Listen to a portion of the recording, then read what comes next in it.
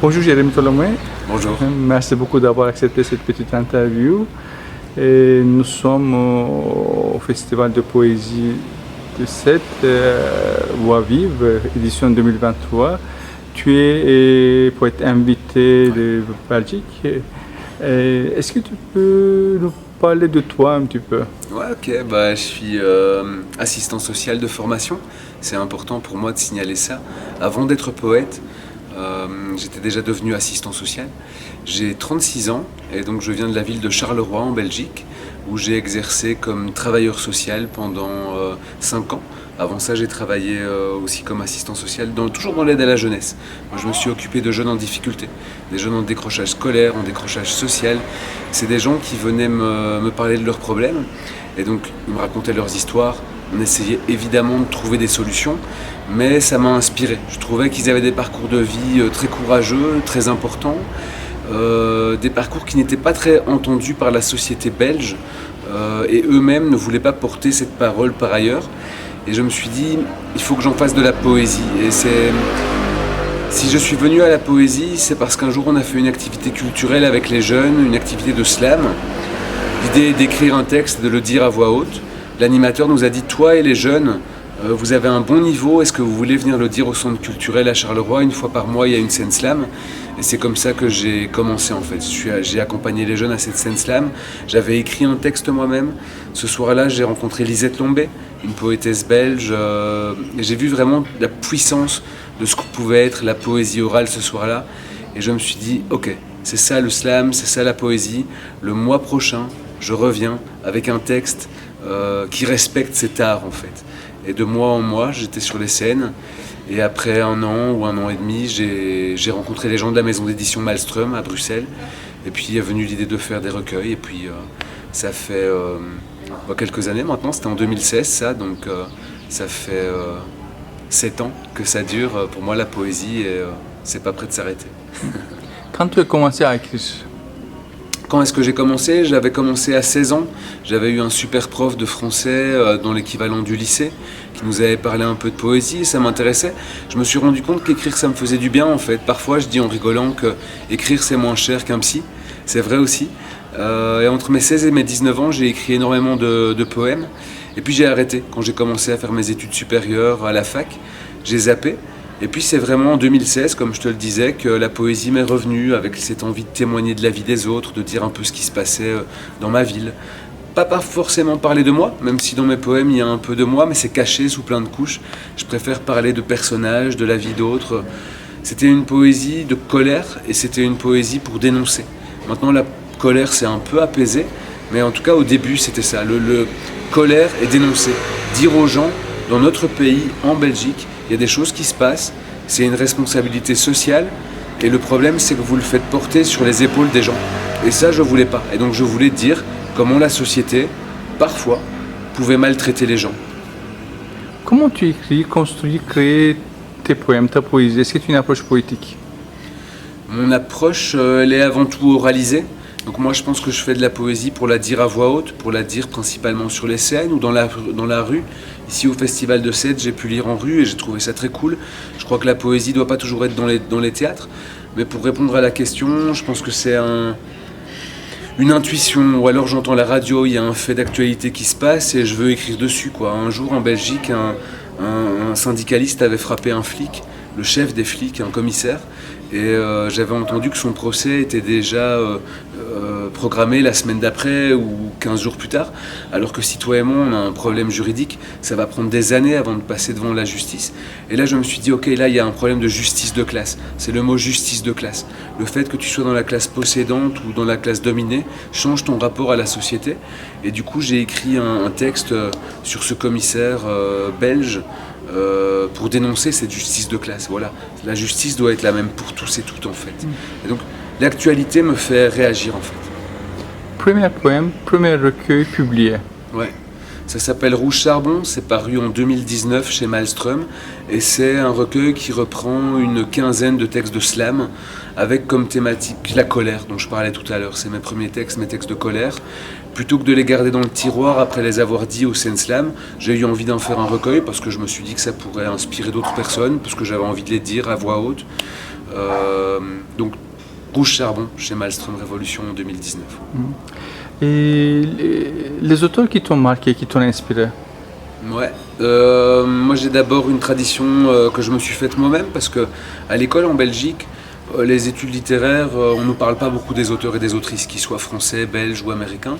Moi je suis tombé sur Jack Kerouac à la sortie de l'adolescence, avec Sur la route bien sûr, ça a été le premier livre de Kerouac que j'ai lu. Et je suis resté dans cette veine-là américaine. Très vite, William Burroughs me faisait un peu peur, je ne comprenais pas. J'ai appris des choses par moi-même sur la technique du cut-up, donc prendre des textes qui ne sont pas à toi pour me les mélanger avec des textes à toi pour en faire un nouveau texte. Ça m'intéresse énormément. Donc la Beat Generation, au tout début, pendant longtemps. Et puis j'ai commencé à fréquenter les scènes slam, et puis donc il y a eu Lisette Lombé, et très vite Dominique Masseau, qui a importé le slam en Belgique, hein, c'est utile de le rappeler, et en tout cas qui a été un des premiers à faire du slam en Belgique. Et puis Laurence Vielle énormément, ça c'est la personne que je porte au-dessus de tout. On n'est pas là pour se comparer et nos poésies sont toutes très belles, mais Laurence m'inspire beaucoup dans sa générosité, dans le regard d'enfant qu'elle pose sur le monde, dans la façon dont elle oralise ses textes. Ouais, ça c'est des grosses sources d'inspiration. Et puis, comment ne pas parler de Vincent, mon oncle Vincent Tholomé, qui est lui-même aussi auteur-performeur. Donc on a peut-être ça dans la famille, l'oralité, l'oralisation, dire les choses. Parce que j'insiste sur l'oralisation, parce que je crois que quand un poète ou une poétesse sort un recueil, s'il ne fait pas vivre ce recueil oralement, s'il ne sort pas les mots des livres, il peut avoir son lectorat qui lui achètera le livre, mais je pense qu'il se passe tellement de plus belles choses quand on sort en fait les mots des livres. L'idée n'est pas de performer les textes. Si vous n'êtes pas un performeur ou une performeuse, il ne faut pas faire semblant. Mais en tout cas, lisez vos textes, quoi. Prenez-les en bouche, partagez. Je pense que ça peut vraiment faire vivre la poésie. Qu'est-ce que tu penses de la poésie actuelle francophone, particulièrement en Belgique?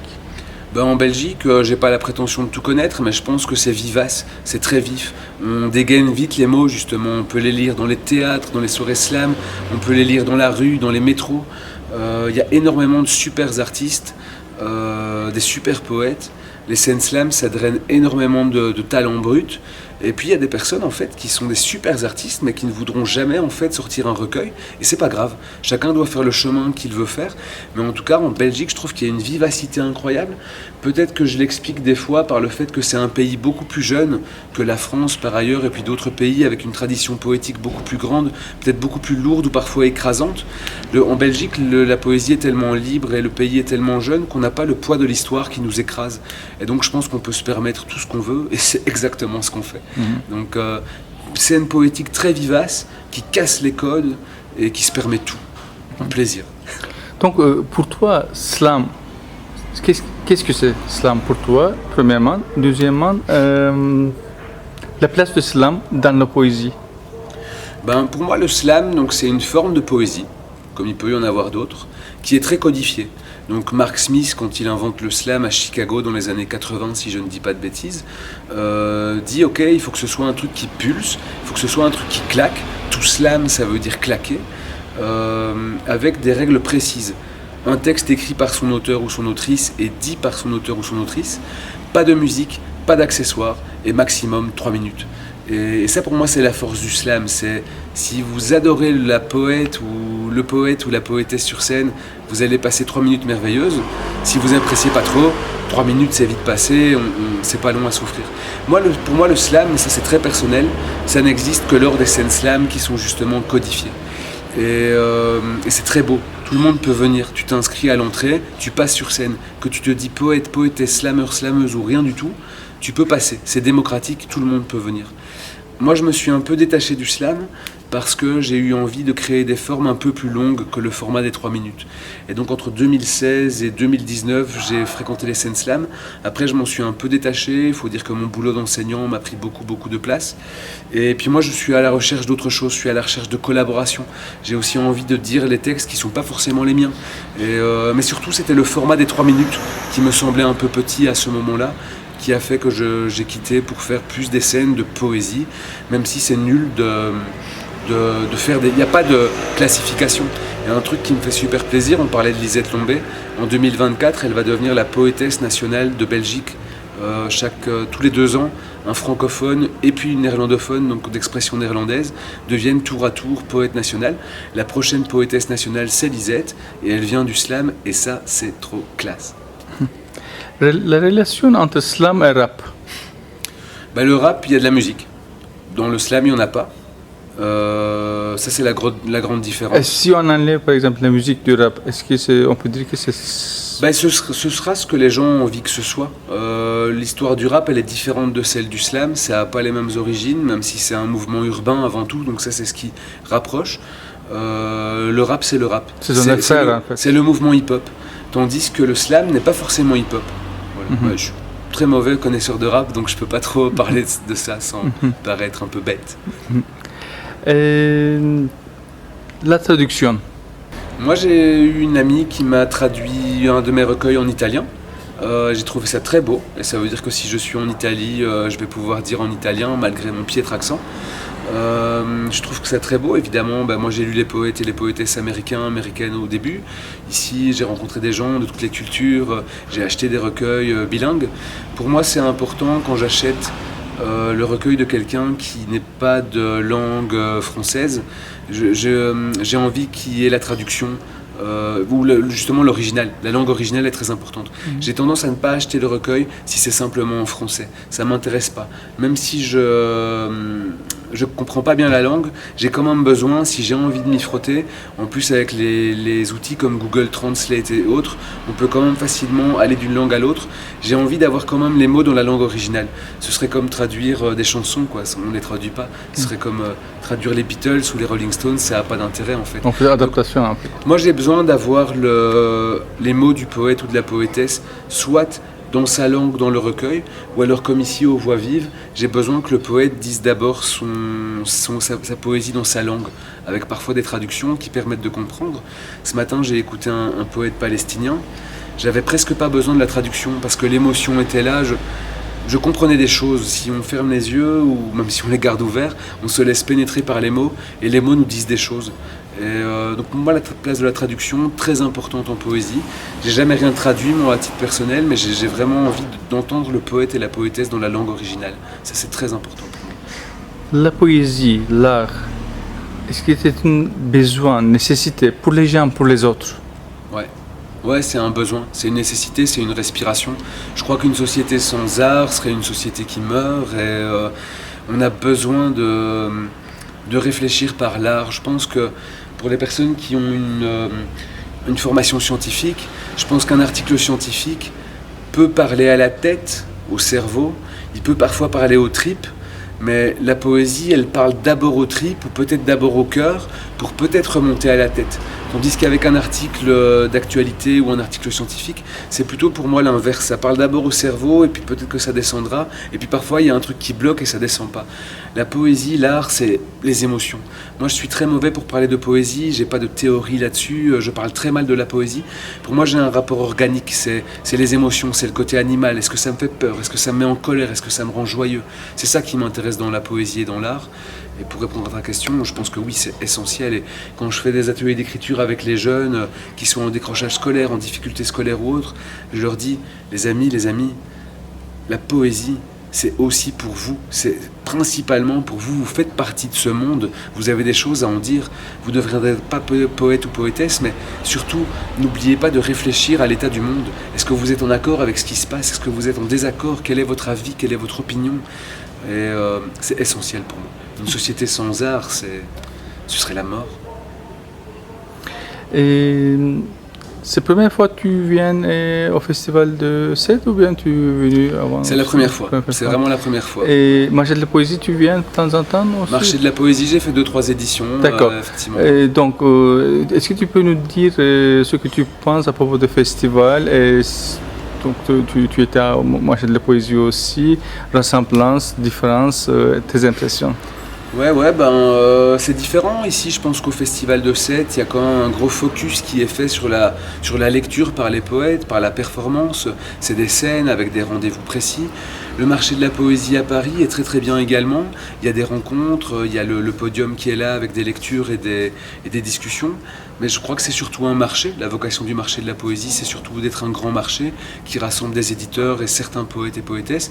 Ici, je pense que le Festival de Sète, c'est aussi un marché, mais que c'est d'abord un moment où les poètes s'expriment, quoi. Les livres sont là, mais c'est peut-être pas l'essentiel du festival. Mais les deux sont complémentaires, les deux doivent exister. Moi, j'ai passé des merveilleux moments au marché de la poésie de Paris. J'ai d'ailleurs fait une périphérie cette année où j'étais poète invité. Et pour moi qui suis belge, c'est des endroits où je vois certaines personnes une fois par an. On se voit une fois par an et c'est au marché, ou peut-être ici au Festival de Sète si j'y reviens. C'est un rendez-vous de rencontres avec des poètes et des éditeurs. Moi je suis très très bien chez Malmström Révolution et je veux rester là et publier encore là. J'ai pas besoin de nouveaux éditeurs ou de nouvelles éditrices, même si j'adore les rencontrer, discuter avec eux. Pour moi, c'est des moments où c'est des rencontres avec le public et des rencontres aussi avec les poètes et les poétesses. C'est des moments de rendez-vous. C'est des moments où on est ensemble. Simplement prendre le croissant, boire un café, boire une bière, discuter un peu. Et parfois on parle de poésie, parfois on parle de la vie. Et c'est des moments où on est ensemble et il y a comme une énergie qui circule et elle me plaît cette énergie-là. Ouais. C'est hyper important. Et en Belgique, est-ce que les festivals de la poésie ou marché de poésie, ça existe? Ou les événements poétiques, par exemple? Tout à fait, oui, il y a des événements poétiques à la boutique Malmström à Bruxelles, mais il n'y a pas que là, il y a des centres culturels qui ouvrent la porte à la poésie. Moi, je participe au festival Malmström, un festival de poésie international de 4 jours à Bruxelles, au mois de mai, tous les ans. Cette année, c'était au mois de juin, c'était un peu exceptionnel. Le festival a 17 ans, le Fiestival, on appelle ça le Fiestival, à 17 ans.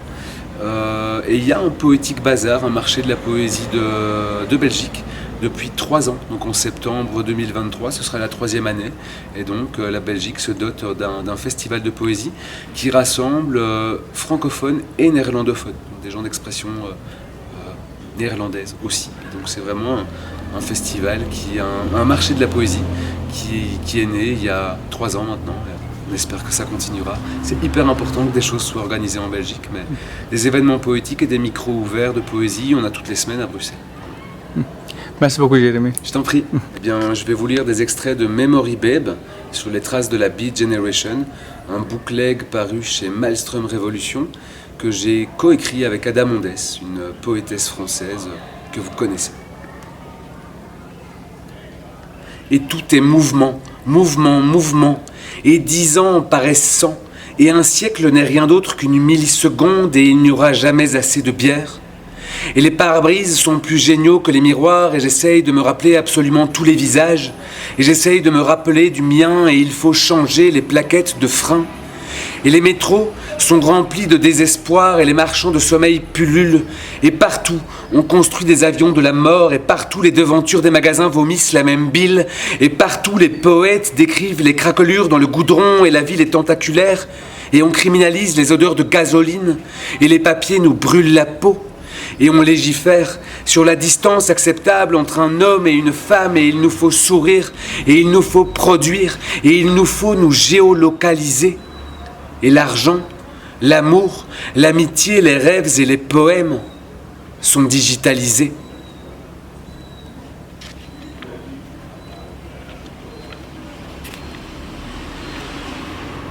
Bang Bang Street. Matériel hospitalier, instruments chirurgicaux, implants orthopédiques, produits pharmaceutiques, fournitures dentaires et médicales, chez Smartech Medical Supply. Bang Bang Street, on prend le métro aérien et son wagon réservé aux femmes, en face de Mercury Drug au croisement de Rizal Avenue, où ce toisemeur rutilant et jeepney rescapé de 40-45, repeint à l'effigie de la Vierge. Bang Bang Street, on achète de l'eau filtrée au 7-Eleven en face de chez Lola Ellis Tapsilog, enseigne familiale rouge et blanche offerte par Coca-Cola. spécialité, viande séchée qu'on déguste en terrasse assis sur des chaises en plastique en attendant que ça ouvre à 2 pages chez Star US, Medical Dental Supply. Bang Bang Street, on vend de la Red Horse même chez Brian Linnet Bakery. Stand de mangue fraîche découpée en direct sous un parasol Suntex. Bang Bang Street, on n'y parle plus le tagalog et tous les lettrages sur les vitrines sont en anglais. Les gosses trimballent des sachets en plastique criard et pratiquent le slang et le karaoké tous les soirs, affublés de liquettes estampillées LeBron James. Dans tous les quartiers, on sort la table, la télé et le micro, tandis que les bar lounge diffusent la NBA, alors qu'aucun Philippin n'y a jamais joué et qu'à Makati, des filles bien trop jeunes se font sauter par des touristes lubriques à qui des vendeurs à la sauvette refourguent du Viagra de contrebande. Bang Bang Street, le visage du président Duterte partout, les oreilles de Duterte partout, la police tue là-bas un peu plus encore que partout. Junkie, dealer, témoin oculaire, piéton collatéral dans les quartiers pauvres où les enfants ont 200 ans. Rodrigo Duterte veille, 80 € de prime par cadavre là-bas. Les flics ont à peine 20 ans et ramassent 80 € par paire d'oreilles qui ne diront plus rien. Dans la salle d'attente du docteur Sachs, j'ai vu une grand-mère gifler son petit-fils parce qu'il avait ouvert un livre. Car il est hors de question de devenir, c'est à peine si l'on peut déjà être. Parce que la seule chose qui compte, c'est l'avoir, être, beat, beaten, battu d'avance, rincé, chaos technique avant la fin du premier round. Alors, petit homme, tu devras te battre avec la langue, te démener avec les mots, tu devras te cacher sous tes couvertures le soir et à la lumière de ton smartphone, apprivoiser les ombres. Remonter le Mississippi en compagnie de Huckleberry Finn, plonger tête la première dans la rivière Merrimack quand ça fleure bon l'été. Ton cœur battra pour Louann Anderson, pour Caroline Cassady ou pour Allen Ginsberg. Sans doute Jack t'emmènera-t-il on the road. Tu te cramponneras à l'arrière de la Hudson 49 de ce fou furieux de Nil et pour la première fois, tu liras ces mots. New York, Chicago, Des Moines, Denver, Central City, Reno, San Francisco. À la Nouvelle-Orléans, tu devras te méfier de la machine à orgone de William Burroughs et avoir le courage de décliner son invitation si l'on vient à te parler de Guillaume Tell. Et au bout de la route, A.T. Jones will drive you home. Tu apprendras, petit homme, sous tes couvertures le soir. C'est une sale histoire de serpent avec un nom trompeur. Ça s'appelle la vie. Ça s'appelle la vie. Être, to be beat or not to be. Je te parle vite car les secondes sont précieuses. La vie s'échappe quand le clavier reste au repos trop longtemps et que les mots demeurent bloqués dans nos gorges.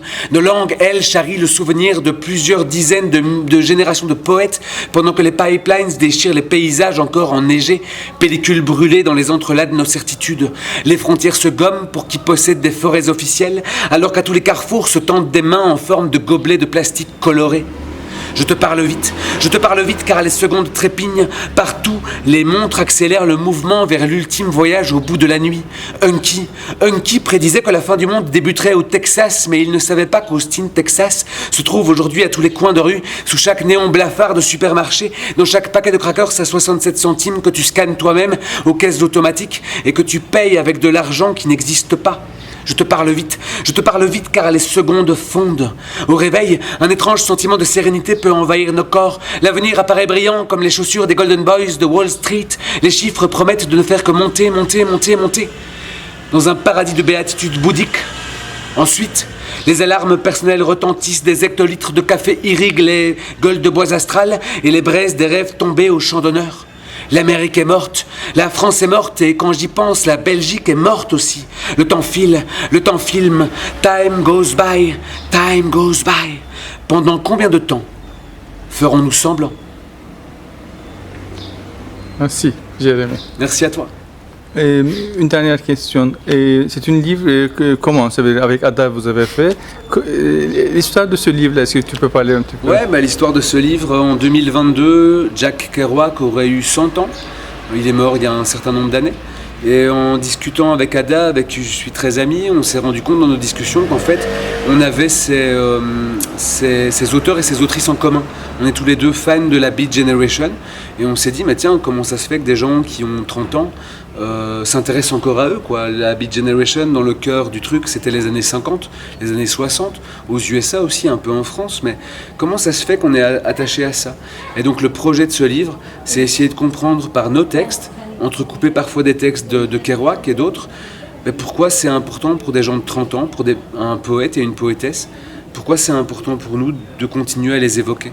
Et c'est important parce que sur plein de thèmes comme la liberté, d'aller et venir, la liberté de s'aimer, la liberté dans les relations, la liberté dans la langue, comment est-ce qu'on ne traite pas la langue comme quelque chose de sacré, mais comme une matière vivante qu'on peut modeler. L'écologie également, il y a des poètes beat, notamment Gary Snyder, qui s'intéressent beaucoup à l'écologie. Et bien en fait, on retrouve les thèmes dans leurs écrits par rapport à des choses qu'on vit encore aujourd'hui. Et donc je crois que c'est ça qui nous relie. Et donc on a réfléchi là-dessus, c'est devenu un spectacle poétique, ce que vous pouvez programmer d'ailleurs, si vous voulez qu'Ada et moi on débarque, on arrive. Et c'est aussi un bootleg avec les textes du spectacle. Alors, par exemple, prenant un texte, là-bas, Kerouac, il est où? Ada, elle est où? Tu es où? Jérémy, il est où? Kerouac, dans le livre. Comme inspiration, ça veut dire, il y a des phrases de Kerouac aussi, ou bien il y a des phrases de Kerouac, une de ses plus connues, hein, je vais la lire sans l'interpréter, mais je vais la lire. Pour moi, ne comptent que ceux qui sont fous de quelque chose, fous de vivre, fous de parler, fous d'être sauvés, ceux qui veulent tout en même temps, ceux qui ne bâillent jamais, qui ne disent pas de banalité, mais brûlent, brûlent, brûlent, comme de fabuleuses chandelles romaines, explosant comme des araignées dans les étoiles, et au milieu la lumière bleue qui éclate et tout le monde fait. Ça c'est Kerouac, il y a des passages de Sur la route, il y a des textes à moi, des textes à Ada, et on n'explique pas dans le livre qui a écrit quoi. Oui, d'accord, tout est mélangé. Tout est mélangé, mais après si vous connaissez nos styles, vous pouvez les retrouver. D'accord, c'est un seul texte? C'est plusieurs textes, qui créent un spectacle poétique, et quand on est en scène, on a des objets qui nous accompagnent. Très bien, super. C'est Félicitations. Un projet complet. Super. Ouais, merci. Merci beaucoup, Jérémy. Merci à toi, merci vraiment.